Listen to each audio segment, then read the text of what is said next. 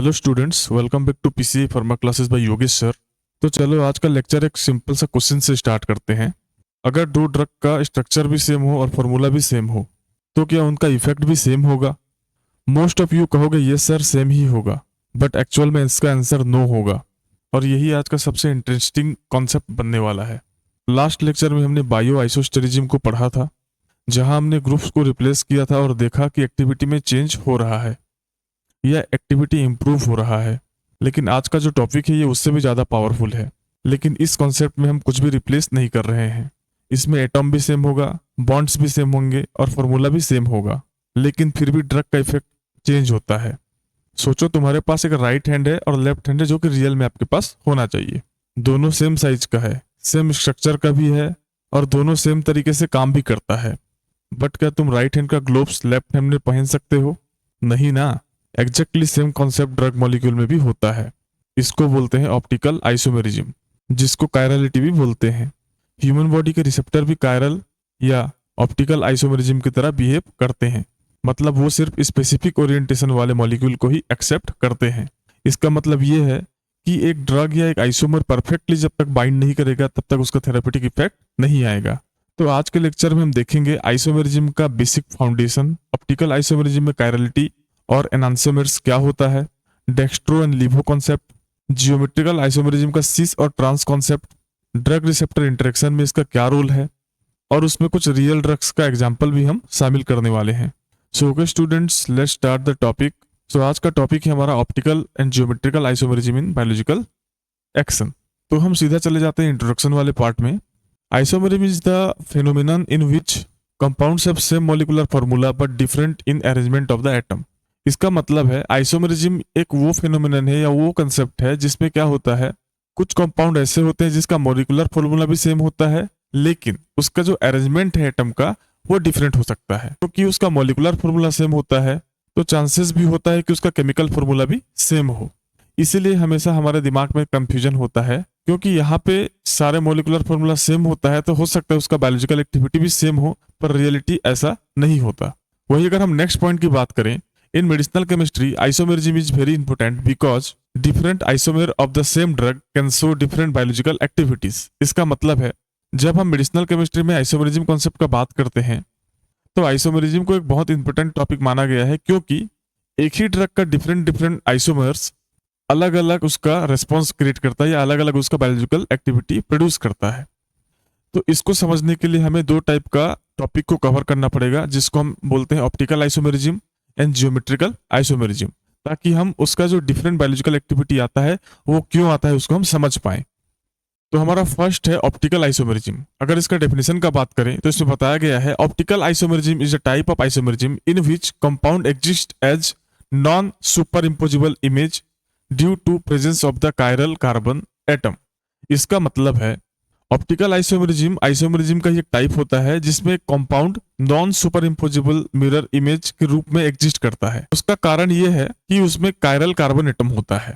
और वहीं अगर हम इसके की फीचर्स की बात करें तो फर्स्ट पॉइंट में बताया गया है presence of the chiral means asymmetric carbon. उसमें कायरल कार्बन का प्रेजेंस होता है। इसका दो फॉर्म्स होता है, एक होता है एनांसोमर जिसका डी एंड एल होता है या आर एंड एस होता है। डी का मतलब है डेक्स्ट्रोरोटेटरी, एल का मतलब है लेवोरोटेटरी।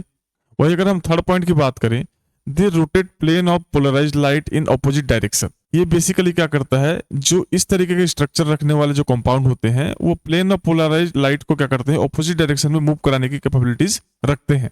यानी जिस डायरेक्शन से हम लाइट को उसके ऊपर फोकस करेंगे उसके ऑपोजिट डायरेक्शन में लाइट जो है टर्न हो जाएगा। अगर हम लेफ्ट साइड से टर्च अगर उसके ऊपर दिखाते हैं तो जिस साइड से टर्च के से लाइट जा रहा था उसी साइड में दोबारा वो लाइट रिटर्न कर जाएगा। Same physical properties but different biological activity, यानी उसका फिजिकल प्रॉपर्टी हो सकता है सेम हो लेकिन उसका जो biological activity must be different होगा। अब अगर हम ऑप्टिकल आइसोमेरिज्म का बायोलॉजिकल एक्शन से अगर रिलेशन देखें तो इसमें बताया गया है ओनली वन आइसोमेर में बी बायोलॉजिकली एक्टिव। यानी अगर वहां पे दो सेम कंपाउंड है तो उसमें से सिर्फ यू कहें कि वहां पे अगर एक कंपाउंड है और उसका दो आइसोमर है तो उसमें हो सकता है उसमें से कोई एक ही आइसोमर होगा जो बायोलॉजिकली एक्टिव होगा, दूसरा बायोलॉजिकली इनएक्टिव होगा। मींस उसमें से एक ही ड्रग या एक ही आइसोमर होगा जिसका फार्माकोलॉजिकल एक्शन आएगा या जिसका ड्रग एक्टिविटी शो करेगा, दूसरा हो सकता है ना करे।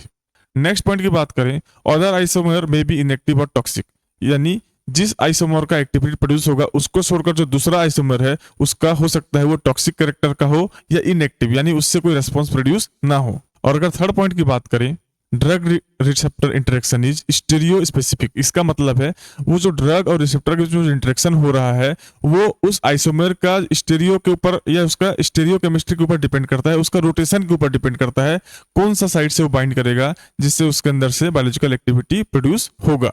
जैसे हम इसको एग्जाम्पल के रूप से समझते हैं, one enantiomer fit receptor properly, other does not fit well, मतलब हो सकता है उसमें अगर दो एनांसोमर हो तो एक एनांसोमर जो है रिसेप्टर के साथ एकदम प्रॉपरली फिट होगा, लेकिन वही दूसरा आइसोमर का बात करें तो हो सकता है वो प्रॉपरली फिट ना हो जिसकी वजह से उससे एक्शन प्रोड्यूस ना हो। जैसे अगर हम इसको एक एग्जाम्पल से समझे, जैसे हमारे पास है थैलिडोमाइड। थैलिडोमाइड क्या है भाई, one isomer is therapeutic and other teratogenic, means इसका मतलब क्या है, अगर हम थैलिडोमाइड का बात करें तो इसका दो आइसोमर होता है जिसका केमिकल स्ट्रक्चर भी हो सकता है सेम हो, उसका फिजिकल प्रॉपर्टी भी सेम होता है, लेकिन उसका हो सकता है एक आइसोमर जो है वो थेरापेटिक वैल्यू प्रोड्यूस करता है यानी बायोलॉजिकल एक्टिविटी प्रोड्यूस करता है, वही दूसरा जो है वो टॉक्सिसिटी प्रोड्यूस करता है या टेराटोजेनिक हो सकता है। एक तरीके से हम बोल सकते हैं ये जहरीला हो सकता है। तो इसके दौरान हमने कुछ स्पेसिफिक वर्ड्स देखे, जैसे कि कायरल कार्बन। कायरल कार्बन का मतलब होता है carbon attach to 4 different group, यानी एक कार्बन में अगर वो 4 बॉन्ड करता है तो चारों बॉन्ड में क्या होगा, अलग अलग ग्रुप्स जो है उसमें जुड़ा हुआ होगा, उसको हम कायरल कार्बन एटम बोलते हैं। वही एनांसोमर की बात करें तो मिरर इमेज आइसोमर्स, यानी अगर एक ड्रग का या एक मॉलिक्यूल का अगर मिरर इमेज निकल के आता है तो उसको हम बोलते हैं एनांसोमर। अब नेक्स्ट हम देखने वाले हैं ज्योमेट्रिक आइसोमेरिज्म या ज्योमेट्रिकल आइसोमेरिज्म। तो अगर हम डेफिनेशन की बात करें तो इसमें बताया गया है, geometrical isomerism is a type of isomerism in which compound differ in the spatial arrangement of A group around A double bond और रिंग स्ट्रक्चर। इसका मतलब है ज्योमेट्रिकल आइसोमेरिज्म आइसोमेरिज्म का ही टाइप होता है, उसमें जो कंपाउंड होते हैं वो बेसिकली एक दूसरे से डिफर करते हैं कुछ कैरेक्टर के साथ, जैसे कि उस ड्रग के अंदर जो स्पैटियल अरेंजमेंट होगा एक ग्रुप का वो हो सकता है अलग अलग हो अराउंड डबल बॉन्ड और रिंग स्ट्रक्चर।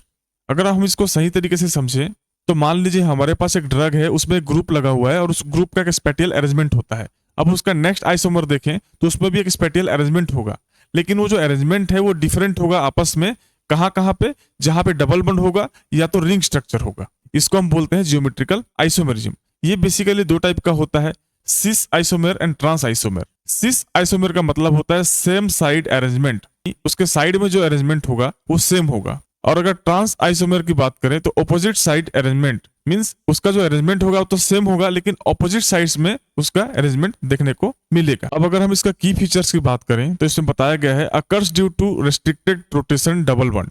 कई कंपाउंड्स में देखा गया है कि डबल बॉन्ड होने की वजह से क्या होता है, उस कंपाउंड का रोटेशन जो है वो रिस्ट्रिक्ट हो जाता है, यानी वो डबल बॉन्ड होने की वजह से उसका रोटेशन शो नहीं कर पाता है और एक जगह पे स्टेबल रह जाता है। उसके वजह से क्या होता है, जियोमेट्रिकल आइसोमेरिज्म देखने को हमें मिलता है। नेक्स्ट पॉइंट की बात करें, different physical and chemical properties. कभी कभी ये भी देखा गया है कि दो कंपाउंड एक जैसे दिखते हैं, उसका केमिकल फॉर्मूला भी सेम हो सकता है स्ट्रक्चर भी उसका सेम हो, लेकिन उसका जो physical property and chemical property है वो डिफरेंट होता है, उसकी वजह से भी हमें ज्योमेट्रिकल आइसोमेरिज्म देखने को मिलता है। और अगर थर्ड पॉइंट की बात करें तो different in the biological activity, क्योंकि उसका फिजिकल और केमिकल प्रॉपर्टी सेम नहीं होता है, डिफरेंट होता है और उसका रोटेशन भी रुका हुआ है, इसलिए क्या होता है उसका जो बायोलॉजिकल एक्टिविटी है उन आइसोमर्स में अलग अलग हो सकता है।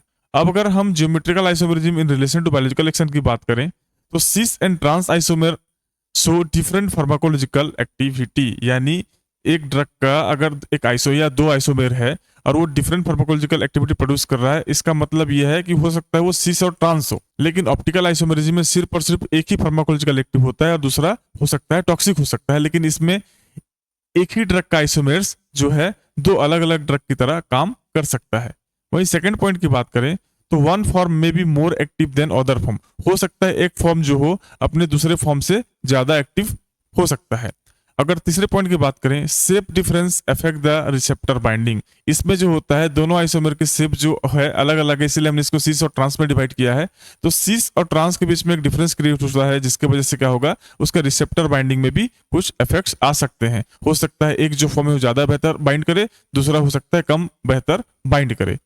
अगर हम इसको एग्जाम्पल के साथ समझें तो जैसे इसमें बताया गया, सिस फॉर्म में be active, trans less active, means इसका मतलब क्या हो सकता है, जो सिस फॉर्म होता है वो ट्रांस से ज्यादा एक्टिव हो और ट्रांस जो होता है सिस से कम एक्टिव हो।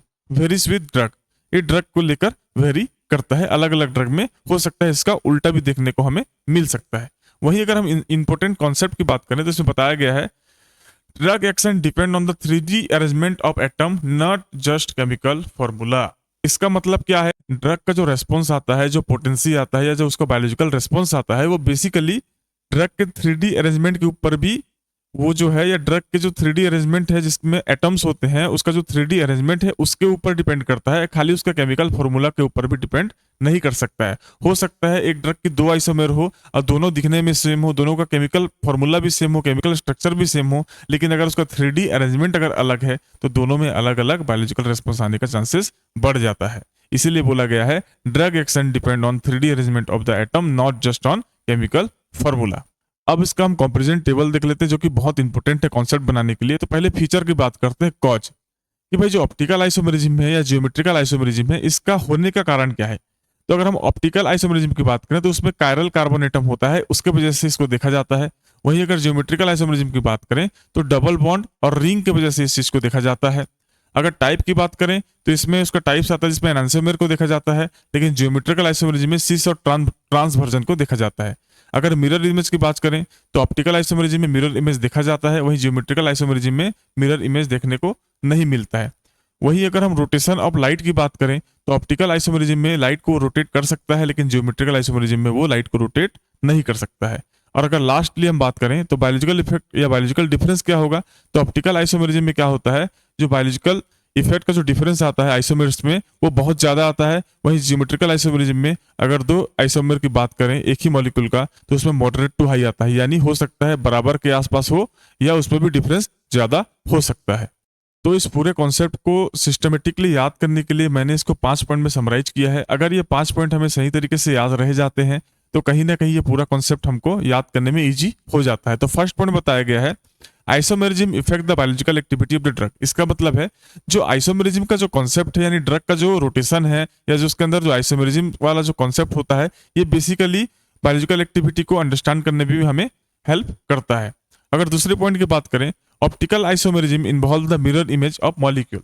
इसका मतलब है जब हम ऑप्टिकल आइसोमेरिज्म को स्टडी करते हैं तो उसमें हम बेसिकली एक ड्रग के मिरर इमेज के ऊपर ही हम उसको कॉन्सेप्ट बनाते हैं। और अगर थर्ड पॉइंट की बात करें तो geometrical isomerism involve cis trans arrangement. अगर जियोमेट्रिकल आइसोमेरिज्म के हम टाइप्स की बात करें तो बेसिकली इसमें सिस और ट्रांस वर्जन देखा गया है। इस सिस और ट्रांस वर्जन होने की वजह से क्या होता है, उस ड्रग के सेम आइसोमर के ऊपर या एक सेम ड्रग के 2 अलग अलग आइसोमर के ऊपर अलग अलग बायोलॉजिकल एक्टिविटी प्रोड्यूस होता है। और वहीं अगर फोर्थ पॉइंट की बात करें, डिफरेंट आइसोमर में शो डिफरेंट एक्टिविटी और टॉक्सिसिटी, यानी एक ड्रग की अगर एक से ज्यादा आइसोमर है तो हो सकता है उसका जो एक्टिविटी है और टॉक्सिसिटी जो है वो अलग अलग टाइप के आ सकते हैं, या हो सकता है एक बायोलॉजिकली एक्टिव हो और दूसरा बायोलॉजिकली इनएक्टिव हो या टॉक्सिक हो। और अगर लास्ट पॉइंट की बात करें तो stereochemistry is essential for the drug design and action, यानी ये जो जियोमेट्रिकल आइसोमेरिज्म या ऑप्टिकल आइसोमेरिज्म हम पढ़ रहे हैं ये ड्रग का डिजाइन करने के लिए एक बहुत इंपॉर्टेंट कॉन्सेप्ट माना जाता है और ड्रग के एक्शन को स्टडी करने के लिए भी एक बहुत अच्छा कॉन्सेप्ट माना जाता है।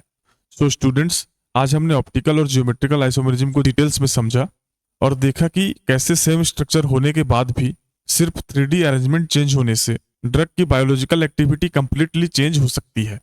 अगर आप पिछले लेक्चर्स को याद करें तो हमने उसमें स्टेप बाय स्टेप समझा था ड्रग की lipophilicity, ionisation, hydrogen bonding, steric factor, bio isosterism और फाइनली आइसोमेरिज्म। तो ये सब मिलकर डिफाइन करते हैं कि कोई ड्रग बॉडी में कैसे ऑब्जर्व होता है, कैसे रिसेप्टर से बाइंड करता है और कितना इफेक्टिव होता है।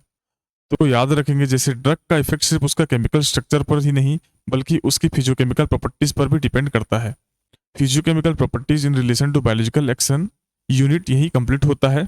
और ये जो यूनिट है ये आपके लिए बहुत इंपॉर्टेंट है क्योंकि जीपेट, नाइपर और यूनिवर्सिटी के एग्जाम में इसका क्वेश्चन देखने को मिलता ही मिलता है। सो ओके स्टूडेंट्स, आज के लेक्चर में बस इतना ही। नेक्स्ट लेक्चर में एक नया टॉपिक स्टार्ट करने वाले जिसको हम बोलते हैं ड्रग मेटाबॉलिज्म, जो कि मेडिसिनल केमिस्ट्री का एक कोर कॉन्सेप्ट माना जाता है और आगे आने वाले टाइम में ये बहुत हेल्पफुल होगा हमें एसीआर और मैकेनिज्म एक्शन को समझने के लिए। तो मिलते हैं लेक्चर नंबर 12 में। जय हिंद।